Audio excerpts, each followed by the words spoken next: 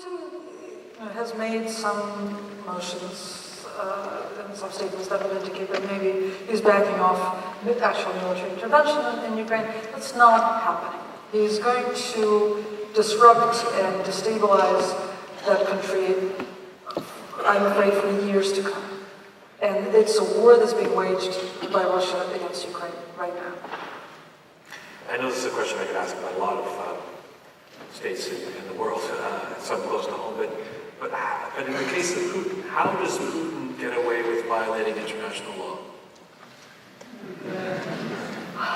Consistently.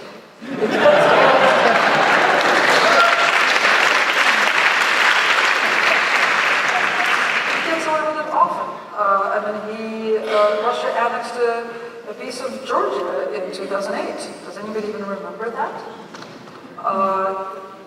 Russia has turned its back on decisions of the European Court of Human Rights, which continues to act like nothing is happening.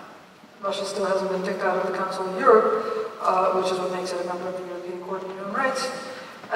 My bet is that Russia will eventually leave the Council of Europe, slamming the door behind it, humiliating the Council of Europe in the process instead of being kicked out of it.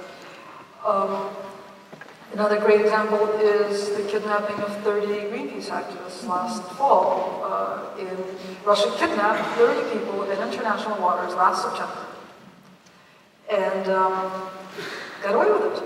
And the Netherlands, which owned the ship, finally went to the international law on international court in the law of the seas. And Russia didn't come. And the court ruled, and Russia didn't pay any attention. And it continues to get away with this. Let me ask you about the activism inside Russia. How has all the targeting of the LGBT community galvanized the queer movement in Russia? How much has this helped to actually helped? I mean, in as much as from crisis comes action, but has it created the conditions where something could crystallize in terms of an activist community? Yes, and the good news, there has been a little bit of good news as a result of the anti-gay campaign. And I'd say there are two pieces of good news. One is that it did bring a lot of people out of the closet. It did bring a lot of people into some sort of activism. It also made the liberal intelligentsia and the independent media take a stand. And I think they've been terrific. What's left of the independent media has been very consistent and very proactive in standing up for LGBT people in Russia. And I don't think there's any person that I was in speaking terms before the anti-gay campaign started that I had to stop being in speaking terms after it started, because everybody I know is on the right side of history here. In that sense, it's obviously a very short-sighted strategy for Putin, because every right-thinking person wants to be on the right side of history. There are just very, very few in Russia. The bad news is that the community just wasn't ready for it. I mean, it was a well-chosen minority. It's an extremely vulnerable minority. We're an extremely vulnerable minority. There was never a gay rights movement in Russia, really. We sort of tried to get it off the ground in the early 90s when we had this idea, and we weren't the only people who had this idea, but everybody in Russia, I think, had this idea that now that the Soviet Union had collapsed, all things Western were going to happen. Like there was going to be a feminist movement, there was going to be a gay rights movement, and there were going to be all sorts of things that actually take a lot of historical processes to produce, and they don't just show up on scorched earth, which is what they had in the early 90s. So what we had in the last decade were a bunch of small community building organizations, some of which are wonderful, that run film festivals, that run support groups, and this is all needed, and this is sort of the prerequisite for eventually having a political movement. But in a way, people who run community building organizations are least well suited to respond to a political crisis, because they're actually very inwardly oriented. They are talking to the community, which is exactly what they should be doing. But they're like even the least likely to be consuming media and thinking about the way the parliament works. So what is the state of, is there a movement? I I'd say there are groups. I wouldn't say there's groups. There are activists. There are some wonderfully brave, just absolutely heroic people who continue to be out and active and protesting in Moscow and St. Petersburg and places like Arkhangelsk and Kostroma and Taigetsu that you've never heard of, where it's really scary. And they're in grave danger and they need all the support they can get. Your latest book, the Russian feminist activist collective Pussy Riot.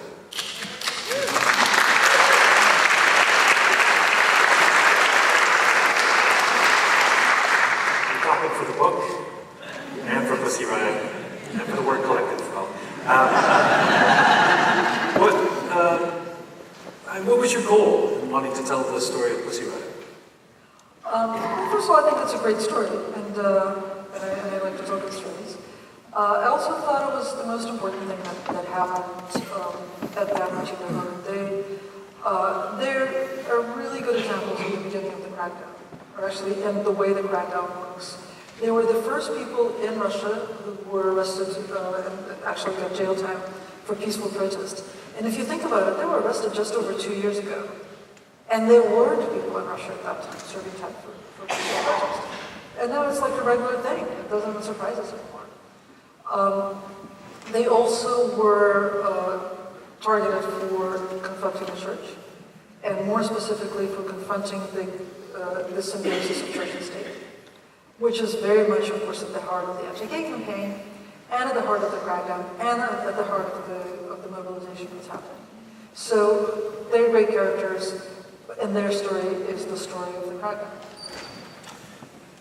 What was it like writing that book while you were preparing to leave Russia? One day last July, I was walking back from a court hearing in the town of Saransk in Russia, which is the capital of Mongolia, which has the largest number of prison colonies in the world, concentrated in one place, and the highest per capita inmate population in the world. So we were in Saransk. Nadia, the mastermind behind Pussy Riot, had just had another one of her appeals turned down and was going back to prison. And she and her husband and I were walking back to the train station. And he said to me, "You're not really going to leave, are you?" And I said, "Well, of course I am. Like when they talk about taking children from same-sex couples, they don't mean somebody else's children. They mean my children." And he said, but they wouldn't do that. Like there would be international outreach. Everybody would protest. And I said, "Yeah, if we're really lucky, like Madonna might say something." So that's it. But they couldn't have anticipated the international headlines that came out of the crackdown on Pussy Riot. They didn't know that was going to happen. They didn't know it was going to happen, and their defense lawyers were certain that it was going to influence the court's decision, and it didn't. And what the international attention did for Pussy Riot was two things.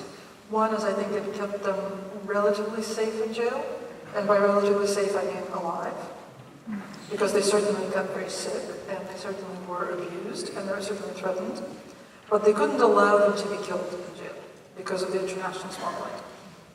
And another thing it did for them is they got 2 months off of their sentences because they were high-profile prisoners and they needed to be released before the Sochi Olympics.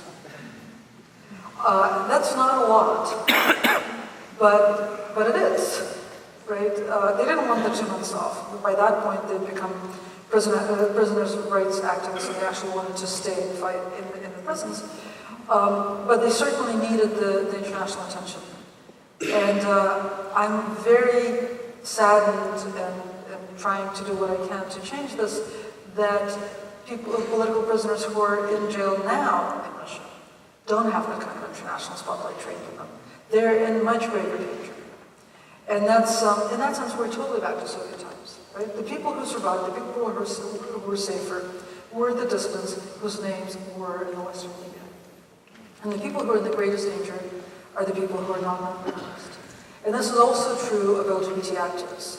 So if you want to do something for LGBT activists in Russia, learn about somebody who is active in some city or town in Russia, it doesn't matter where, and get their name out, and correspond with them, and get their name into your local media, so that the people in Russia who are in a position to make them very, very unsafe know that somebody's paying attention.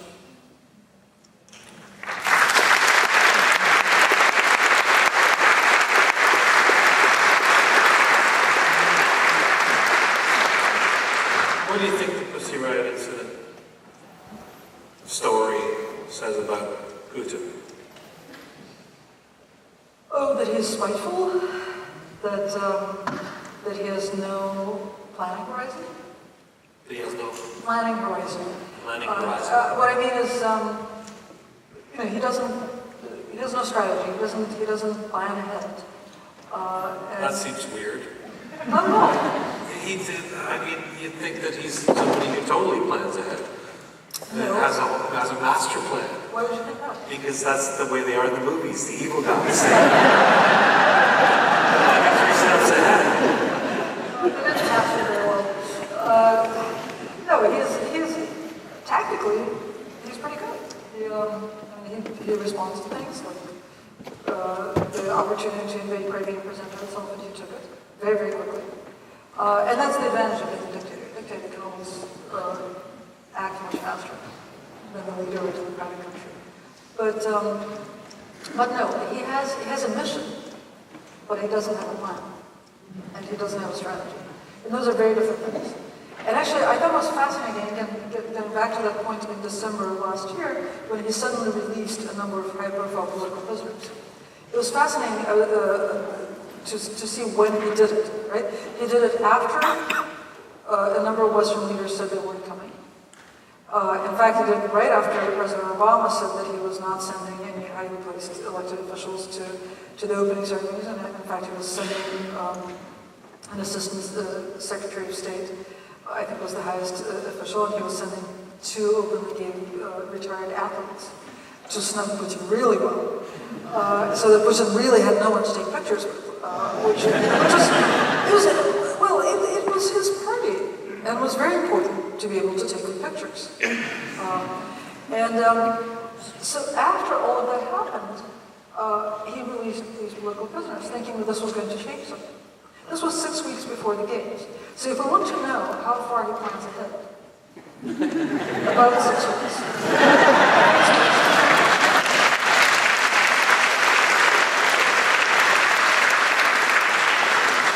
Surely that's a liability. Really, if he doesn't have a plan, this is quite something to say. Absolutely, it makes him extremely dangerous. Because it means he reacts to immediate stimuli. It means that, for example, a lot of people said when he invaded Ukraine, they said, oh, but it's bad for the economy, and surely he's going to stop. Well, no. Actually, he's not going to think about it until the impact on the economy is really felt. By the time it is felt, he can only react by escalating. Because there's no way to fix an economy in a situation like that. And did he invade Ukraine? Is it correct for us to elevate him to having that much power? As opposed to who? I'm just always nervous about, the sort of great man theory, that there's one person pulling all the strings that can do all this. Is that really the case when it comes to Putin? Yeah, I don't actually think it makes him great. Somebody who is incapable of building a functioning, who runs a huge country, who's incapable of building a functioning government, and who actually rules it by hand, as we say in Russian, and who makes decisions unilaterally, is not a great man. He's a very, very bad leader, a very ineffective one, but a very scary one. Right. I was speaking of the theory rather than calling him great, but yeah. But just in case. I'm cognizant that we're tight for time here, so I got a couple more questions because I'm eager to make tomorrow up here too. What are your thoughts on what the international gay rights movement and the world in general can do, should do going forward to actually help the situation in Russia? You spoke a moment ago about identifying someone and really keeping the names alive, but what do you believe the movement should do? Well, I think there are two things that I think are important, in addition to shining a spotlight. One is putting pressure on corporations, because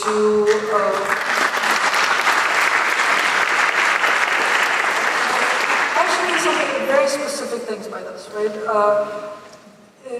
First of all, in much of the rest of the world, US-based corporations or Western-based corporations are seen as emissaries of the West. They're not seen as separate actors from Western states, right? And I think it behooves us to be very cognizant of that. It's also interesting, again, getting back to Sochi for a second, that where things were not very successful was where Western states and Western corporations were working at cross purposes. Western states were trying to pressure the Russian government, and Western corporations weren't. I mean, none of the corporate sponsors of the Olympics did anything. And they were in a position to do a lot.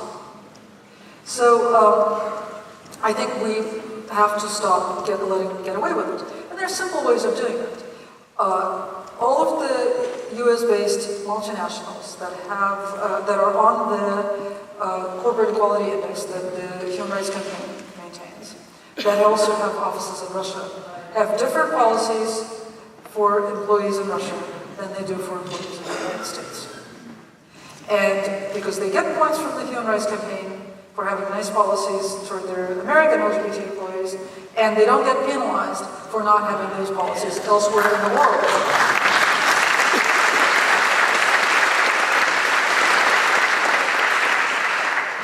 And until we pressure them to do that, they're not going to change their policies. Right? So some of them have anti-discrimination policies on paper. That means absolutely nothing until they have training for their employees there, until they have partner benefits, and until they actually are concerned with the safety and security of their employees. Which brings me to my next topic, which is refugees. Right? And this is going to go on for a long time, and this is not just about Russia.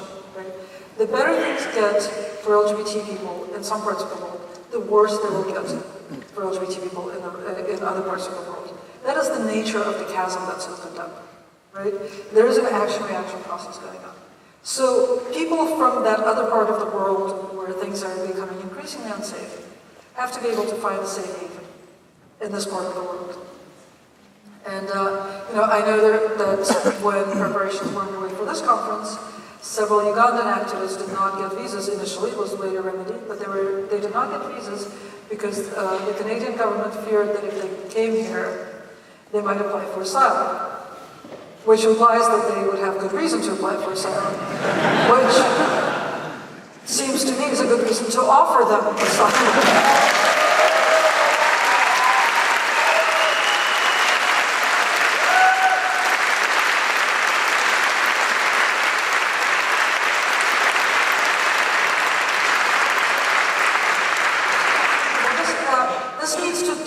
This is work that needs to happen on the policy level, so that countries grant asylum and make it easy for people to come over. But also, we need organizing on the community level. I originally came to the United States as a Jewish refugee from the Soviet Union, and the Jewish community was so well organized to help people who were coming over from the Soviet Union.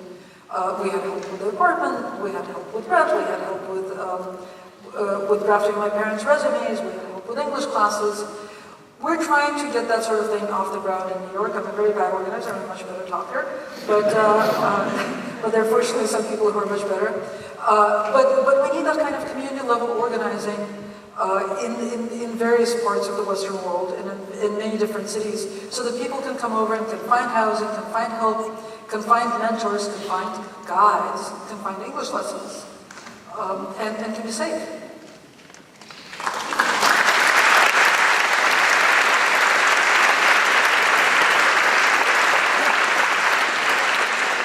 Very last question, just about you. And you're a writer, you're a journalist, you're also an activist. It's It's an interesting one. Tell me about navigating the path of maintaining at times at least the postulate of objectivity as a journalist, and at the same time being an advocate. Well, I actually got my start in the gay press in the States, so I've always believed in activist journalism, and I've never believed in objectivity. I also teach, and when I teach, I talk to students about where this idea of objectivity came from. And the idea of objectivity is not originally the idea that you give equal weight to two opposing positions, and then you pretend you don't have a position. The idea of objectivity is that journalism should be more like scientific writing, that an experiment should be reproducible, that if, basically the conceit is if you go and ask all the same people that I talk to, all the same questions that I ask them, you would get the same answers, and you would get the same story. So the story should be transparent. If you have an opinion, it should be out there. I should be clear about what your opinion is, where you stand, who you talk to, where you got your information. And then I have the brains to make up my own mind.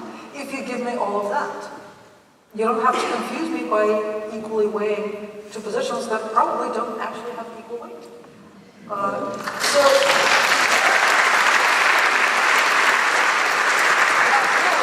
And that's sort of the professional answer. And the personal answer is I'm much more comfortable as a writer and a journalist. I was most recently forced into activism by the anti-gay campaign. I felt like I had to step up because I had access to all the independent media in Russia, unlike most other open media. So that's what I've been doing. I also have a lot of access, obviously, to Western media. So I felt like it was my job to talk about it. If I eventually have an opportunity to stop talking about myself and stop talking about being gay, I will be really happy to do that.